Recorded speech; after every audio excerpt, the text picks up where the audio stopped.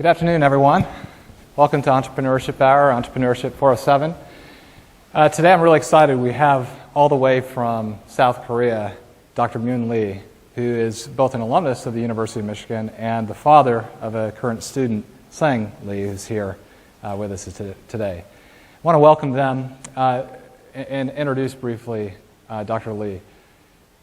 Dr. Lee was, after leaving the University of Michigan and returning to South Korea, Seoul National University, the youngest ever chair of a department in the College of Engineering at Seoul National University at age 25.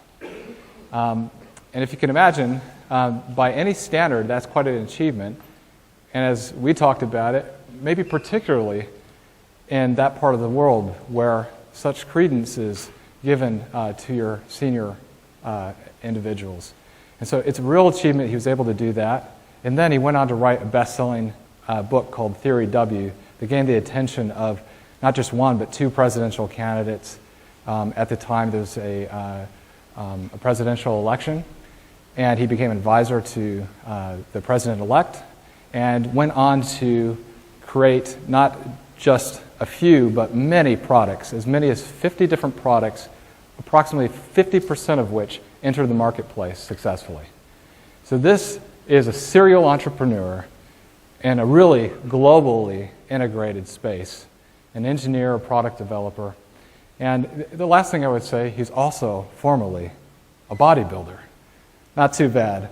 So I'd like to introduce Dr. Lee.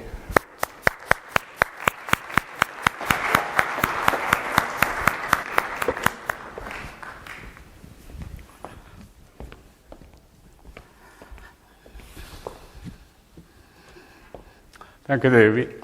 You're very kind. Hi, how are you? I first came to Ann Arbor in '68. So, to most of you, I'm a caveman coming home straight from the Stone Age. And in fact, I lived in Stone Drive in Northwood. So. Friendly talk from alumni from Stone Age. And I was living in Stanley House, and in one summer, they had to shut down for maintenance. So I lived in a sublet apartment in Central Campus, and I shared the apartment with an African-American guy, and I learned braiding culture from him. And he was spending lots of money, wouldn't mind sitting 10, 12 hours straight for his quality braiding. So I said, somebody really should invent a hair braiding machine. And he said yes. And that was it. We never mentioned it again. And 30 years later, I invited the director of the patent administration. And he said, human hair cannot be braided by machine. And remembering something, I asked him why. And he said, machine braids, and once it tangled, the machine would pull out the hair, so it's almost impossible to braid by machine. So after the seminar, I and my graduate students decided to start a venture company. And our first product was hair braiding machine. That was a bad decision. It took 5 years to realize, but it's in the market. A unique product for hair braiding human hair. It took 5 hours for her. A double extension braiding. When she sat down, her braid would fall down on her knees. And the machine looks like something like this.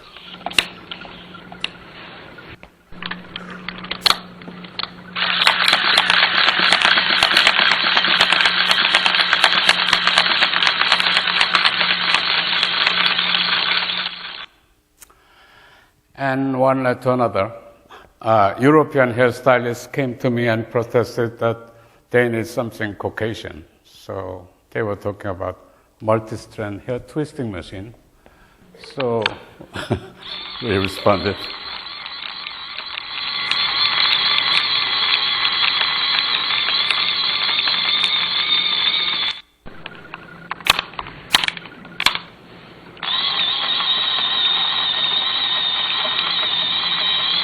Whenever I hear that sound, it sounds like my money is just going away from me.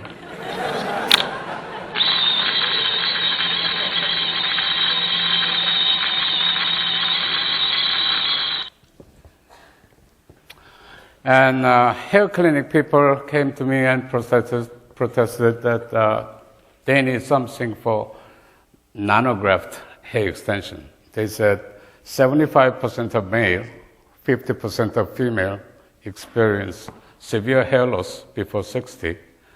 And they said you should do something about it. I tried to avoid that demand, but somehow. Place the overlapped hair and extension between the heat pads and pull the trigger to close the grip. Overlay the hair in the middle of the extension. Use Extend Magic Tip to heat the side of adhesion on the pre-bonded extension in order to bond it to the hair. And she's 26, has genetic hair loss problem, and with our machine, plus 3 hours, she looks like this. And, she can scratch her hair, pull her hair, enjoy sports, sauna, everything. And it stays there 4 months. And this is fresh from the oven. Somebody convinced me that I should develop eyelash extension machine.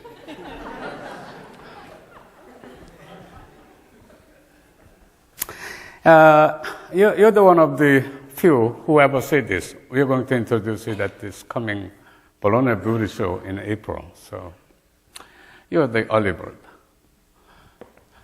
Manual extension, I don't know whether you're familiar with this. Manual extension takes about 2 hours. And that machine finishes within 5 minutes. So it saves time, stays there for 3-4 months.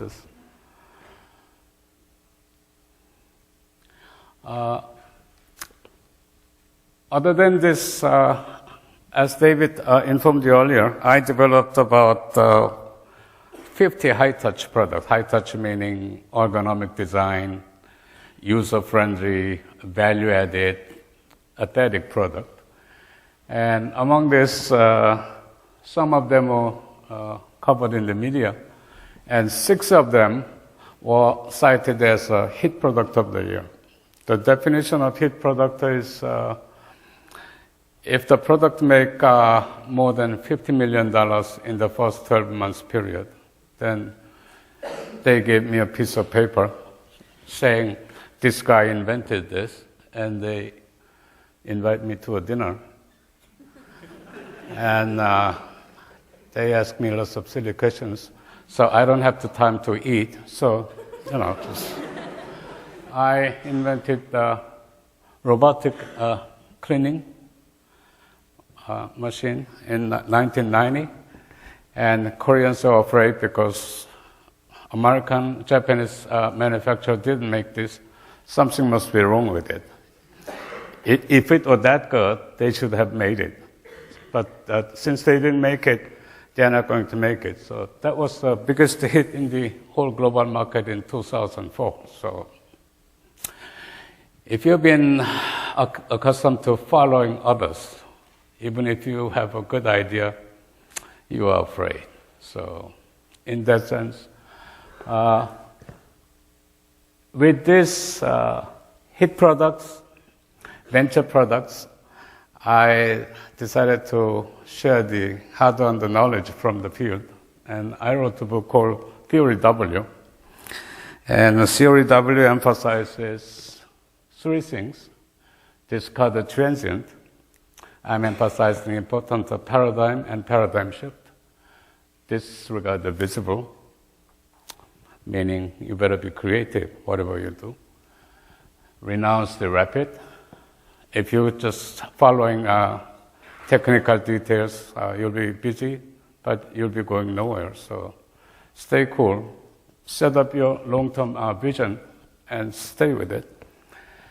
And this book, perhaps, if you want to become an entrepreneur in global level, perhaps you should keep that in mind as an entrepreneur's code of conduct. Just don't jump into any details, small things. If it fits to these three principles, perhaps you'll give a thought. Otherwise, whatever you do, you'll end up locally rich merchant. Just you need to look at these principles once in a while. And when time to talk about our first jaywalking paradigm, I was in town last July, and whenever I'm in town, I tend to visit my mentor, show him the latest product I developed, and after hearing my explanation, he usually gives me B+ or A-, and we discuss a few more things.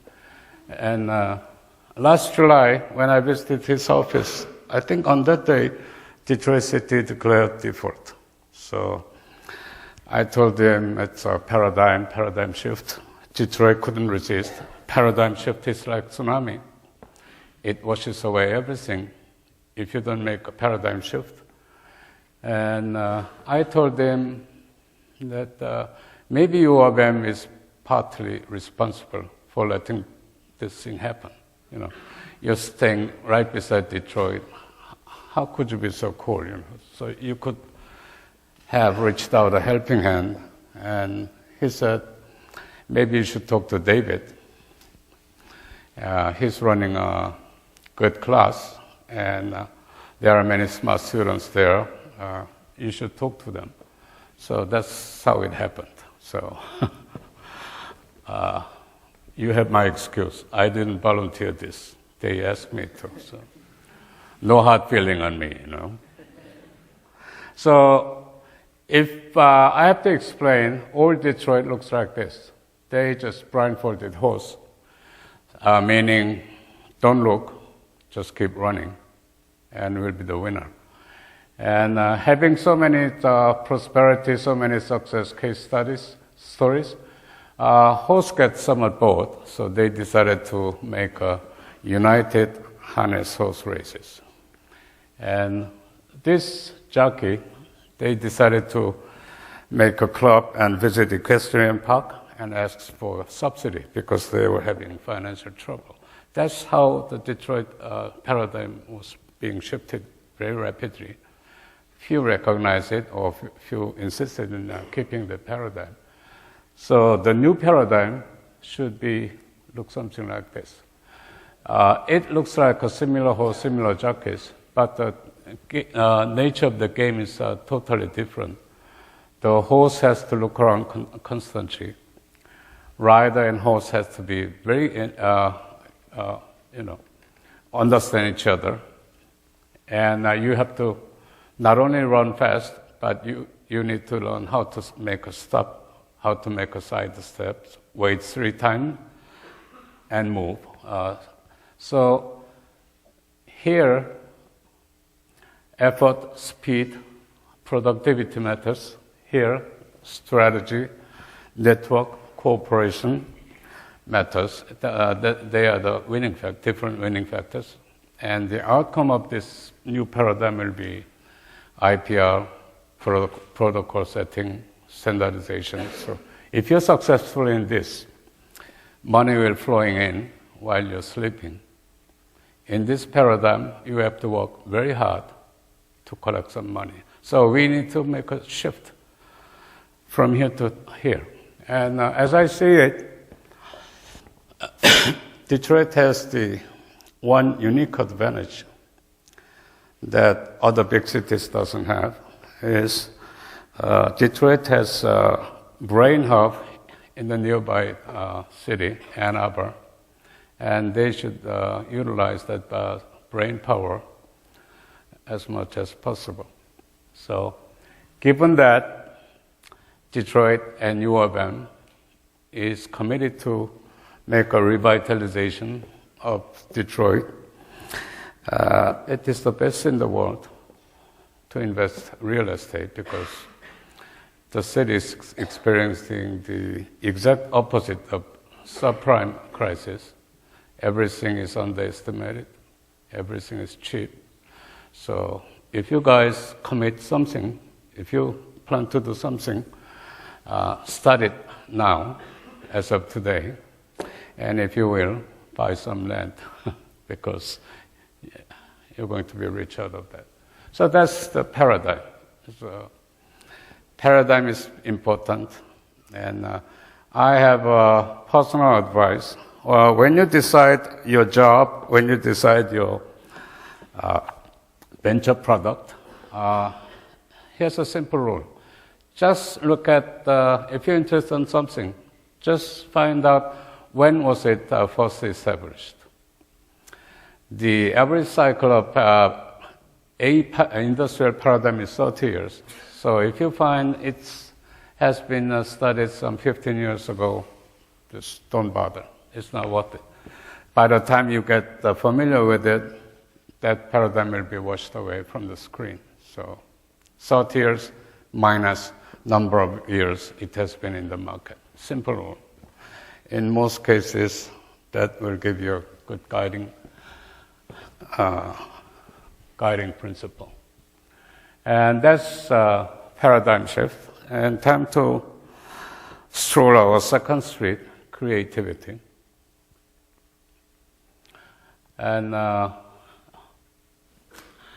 wrote a book, Theory W, which became an immediate number one bestseller in the nation for 15 weeks. And later, publisher told me that he sent me over $2 million in the first 4 months period. And if that happened, people start think of funny things. They think I'm a smart guy. They think I'm creative, which is far from the fact. But since they keep asking me silly questions, how were you creative when you were primary school students? I was not. What were you dreaming during your college days?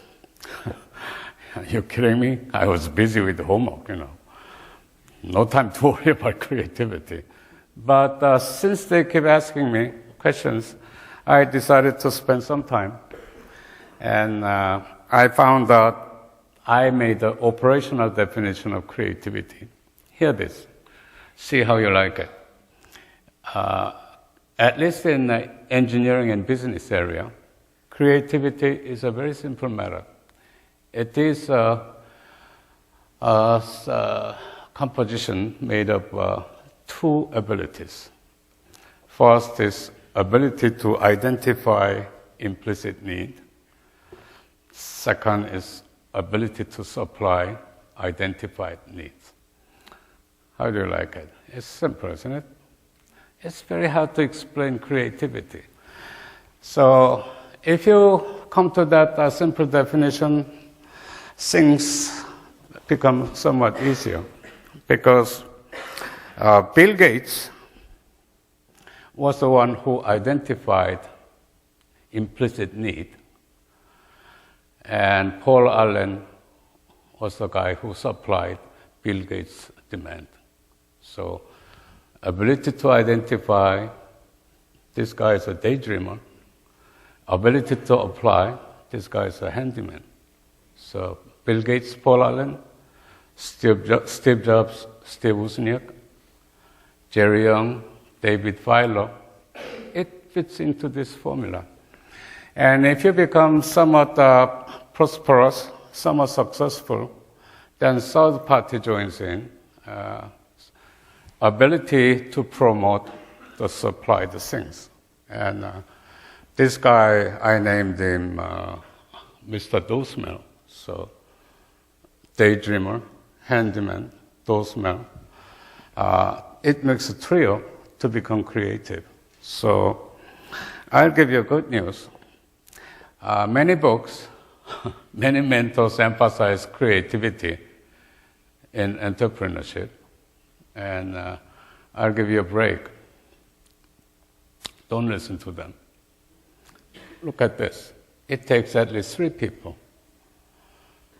Daydreamer, handyman, dosmer. So what happens if you're not one of these? And I have a solution to it. You are not any of this, then you still have a hope, because learn how to identify these people. If you can identify daydreamer, handyman, dosmer, ahead of others, hey, you will be the manager of these creative guys. You will be a whole lot better off. So I felt that makes sense, so I went one step further, and that this is a road to creativity. Talent, this is the thing that you should start during your toddler years, 3 years, 4 years. Creativity is a thing that you start very early. And if and only if you start it here, then having this recognition, sense of achievements, motivation, perhaps during primary school, you'll be in a mood to pursue these things. And having this in high school, you'll be doing these kind of things. In college, you are here. And after this, it's a very tightly designed process. You cannot jump from here to here directly. You have to follow this. You have to pay tolls. It takes some time. And if you only went through all these toll gates, then perhaps you'll meet a roadhouse called invention, and people will call you inventor. But my advice is stay away from inventor. You know why? Most inventors die poor. Entrepreneurs live rich. So why stay inventor? It'll ruin your life. So roadhouse, and after that, there are many more rest areas. What do you mean rest area? When do you drop in rest area? It implies you have a long way to go, right? If you're close to your home, you don't go to rest area. You directly go to your house. So this road to creativity is a tedious process. It takes time, and you have to pay dues. And if you reach here, some people will start calling you have a creative mind. So knowing this, what's in it for you?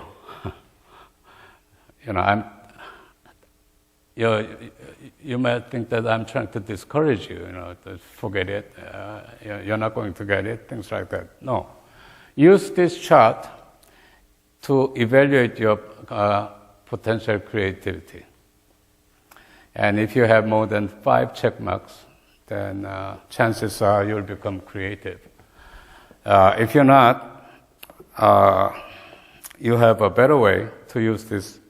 Use this chart in evaluating your colleagues, your potential partners, your mentors' creative capability. And using this, you will be ahead of others in identifying creative people. And if you can identify creative people ahead of others, you're all set. It's even better than creative people itself. So that's creativity. So in a first jaywalking paradigm, I gave you, I think it's good news to you. Detroit is the best place to start with. Don't look east. Don't look west. East, they had an industrial complex called Route 128. They've been responsible in the digital revolution. But hey, that's old paradigm. If you look at West Coast, they seem very active with the telecommunication revolution, social network service revolution. But according to my estimation, they have about 5 years of remaining life. After that, it'll become an old paradigm. Detroit, it's absolutely blank, totally barren. So this is the best place to start a new paradigm, new venture, new entrepreneurship. So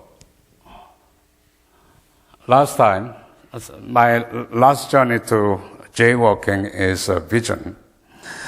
People ask me, what was your vision? And people would ask you, what is your vision? And if they ask you to explain your vision, just say no. You know why? I've been analyzing it. I'm very confident in my theory that most impressive vision statements of legendary leaders were made in retrospect. They didn't have that vision. Can you imagine Bill Gates explaining his vision like, I'm going to go to Harvard and within a year I'll drop out. I'll start a company called Microsoft. My first product will be window. No, not that window in the house. Different window. You cannot open it. There's no glass in it. Oh, forget it. You'll see it later. Can you imagine that kind of thing? When you become successful, journalist, interviewer, even professors in business at school, all get together, collect every details of what you have done, and they analyze, beat to death, come up with a grandiose vision. So don't worry about vision, but since you'll be meeting scouts, interview, or you may have to present your material to potential angels or sponsor group. So even before you become successful, somehow you may need a good vision statements. Just hear this. I'll give you a model solution today. I think Statue of Liberty is a good testament of a vision. I came up with the necessary condition and the sufficient condition of a vision. Necessary condition is this. The foundation of statue is a spirit. If you don't have a spirit, you're not going to be an entrepreneur. And above the spirit, you need to define scope. Are you trying to follow Fortune 500? Or are you going to follow Ann Arbor News figures? Just think about it. And status, and mission, target, achievement, and contribution. These are the seemingly different substances combined together, and if you just keep banging it, make it rotate it in a speedy way, it becomes a ray of vision, which sounds really impressive. And what is the sufficient condition of a vision? I've been thinking about this over 10 years. I've been writing down more than 200 candidate phrases. None of them satisfied me. But one afternoon, I accidentally came up with this slogan, and I was extremely happy with it. Whatever that is, it makes your heart skip a bit, right? You're not in a mood to respond me, right? When you go out on a date, listen to your heartbeat. You're going out on a date and your heartbeat is very stable, normal, almost similar to sleeping mode, then your date is an old paradigm. Perhaps think about some creative efforts. Come up with a new visionary statements, find a new date. That's the general idea. So, vision, no complicated thing. From now on, whenever people start talking about vision, remember three things. Statue of Liberty. This guy had some 7 entities into it.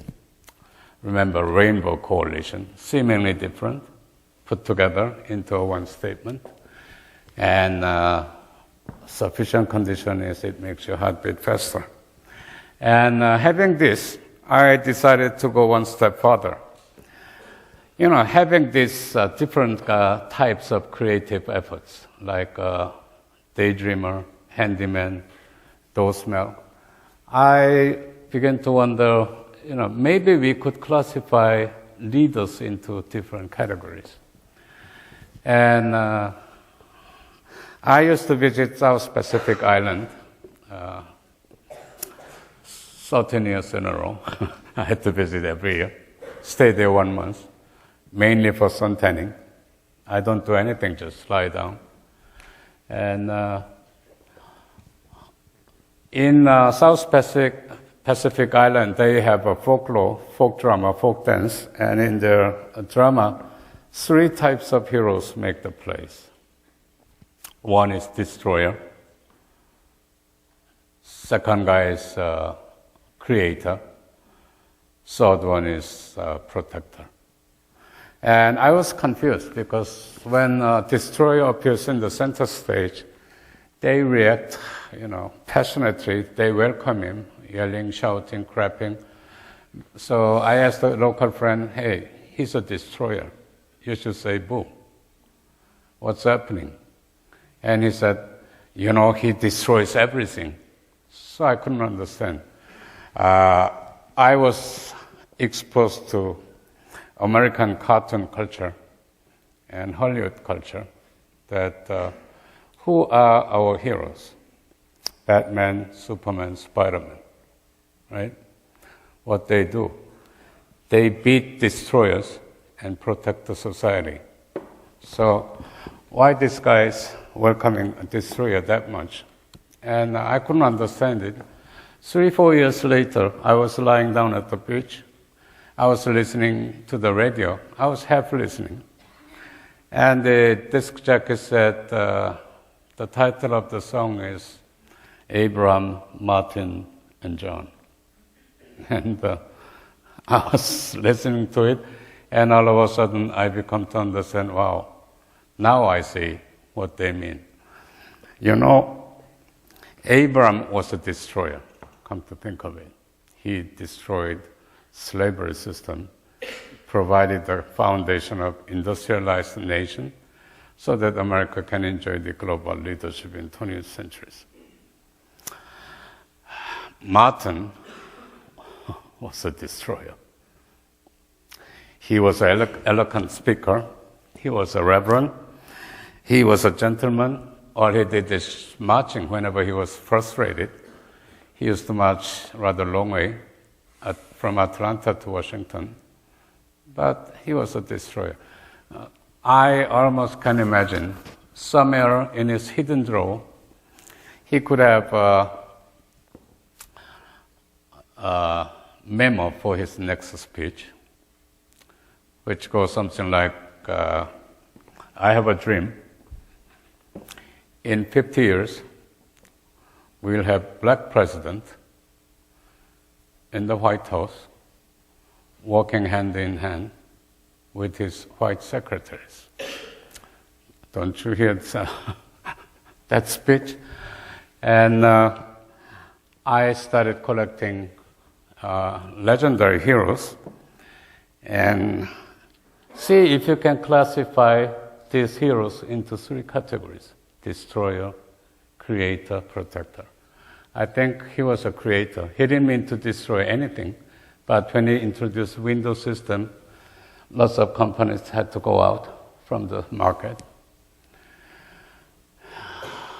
He didn't mean to destroy any of the cellular phone companies, but with this iPhone, other companies disappeared from the market. And destroyer, creator. I think he was a protector. I think Jack Welch was a protector. He destroyed by firing 150,000 employees in one day. But basically, he was trying to protect General Electric. Reagan was a destroyer to provide Silicon Valley nowadays. So I've been, I talked about paradigm, creativity, and vision. And I think it's about time, if you're in a mood, think about this. Time to worry about entrepreneur's cube. Six-sided, you can fill in with things I explained today. Paradigm, creativity, vision, disregard, discard, renounce, spirit, vision tower. Here, three types of visionary leaders. So let them play with this entrepreneur's cube. And people in East and people in West will be equally confused with the vague concept, entrepreneurship. If you can come up with this kind of thing, we could make a startup before this semester end. And perhaps some of you will become rich. Those parents who want their children creative and want to become a leader, this is a must. They have to buy it. We're going to practice dual price system, in-state price for people like you, and out-of-state price for other people outside Ann Arbor. And if you become successful, make sure to spare a buck for David and I. David has to feed a large family. He's expecting new children pretty soon. And I'm getting old. I have to make reservation to Silvertown. They ask me upfront money, which is ridiculously large. So you have my friendly suggestion. I want you to be successful. You've been very kind. Thank you.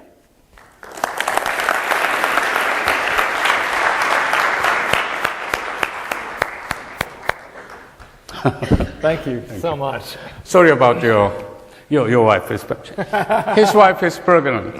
Let's give him a big hand. You know, she's blessing from 400 guys. So I mean, I want to ask you one or two quick questions if you have a moment. Much of your entrepreneur success has its genesis in a location, which is Korea. Mm-hmm. But it has an impact far beyond Korea. And you're here in Michigan talking about Detroit. So why is it you're thinking about Detroit and sort of the impact, this global impact? What's so important about that in your mind? It's almost natural to think that way because in Korea, if I say something, they don't listen. I'm on a blacklist. I'm a funny guy, big mouth. And my venture product, I don't sell it in Korea because it's really tough. It's a whole lot better to sell it in foreign countries. But I have an advantage of looking far from Detroit. And I can grab things. And I can see how paradigms being shifted, from North Carolina Research Triangle, then Golden Belt, Michigan, Big Three, then move to New York, Poughkeepsie, then Boston, then Pacific. So you look at this big chessboard, how things are moving. And I think Detroit is in a critical moment. Whether they go out of business for good or they just come back born again, metro city. And U of M and people like you, I want you to give a thought because it's, you guys don't know how lucky you are, By the time you are taking this course, Detroit made place for your entrepreneurship. So when you see Detroit, you see opportunity. And when you see the students in this class, you see opportunity. Can you share with us a little bit about sort of your vision for what the students in this class could do relative to the city of Detroit and beyond? I think practically, you are in the middle of bonanza. I'll explain about this potential of this class. There are 400 guys, David says. Enrollment is over 400. And try to find out what kind of potential entrepreneurs you have in your class. And look around. Try to analyze the guys sitting beside you, the girl sitting behind you. Are they daydreamer or handyman? Try to make a virtual connection, network, and just keep doing that. You don't know how big a project you are doing. And another point is, if you get together and think about something during your college days, student days, then it's a friend. Once after you graduate and meet people in society, then it's a contract. There's a whole lot of difference. So make connections as much as possible. In this class, it's almost ideal. 400 potential entrepreneurs share the same place once a week. All you need to do is don't think, don't worry about anything. Learn their names, call their names, first name basis, at least once a week. And you're all set. Don't worry about it. Remember my case, a very casual chatting with a roommate led me to a venture company, to a series of one-of-a-kind products in the global market. Some of them are very famous. They consider it top brand. And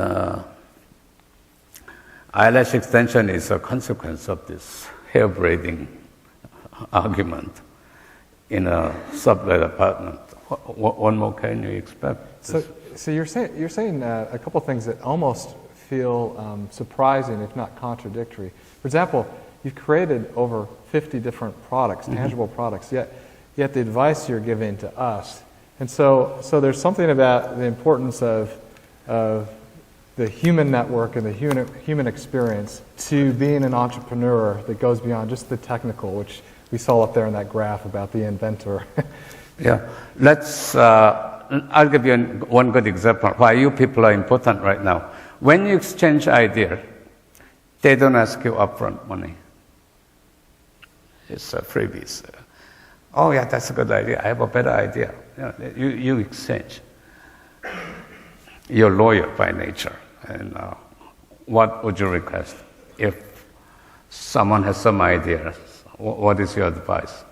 Well, I mean, before you say anything more, do you mind if we sign a contract? Sure.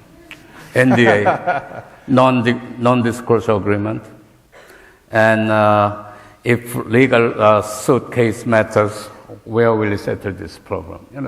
It's a totally different. Here, it's a paradise. And you don't know how good opportunity you are living in. Talk to David. You know what his biggest advantage? He's been here for so long. Perhaps he knows 2,000 names.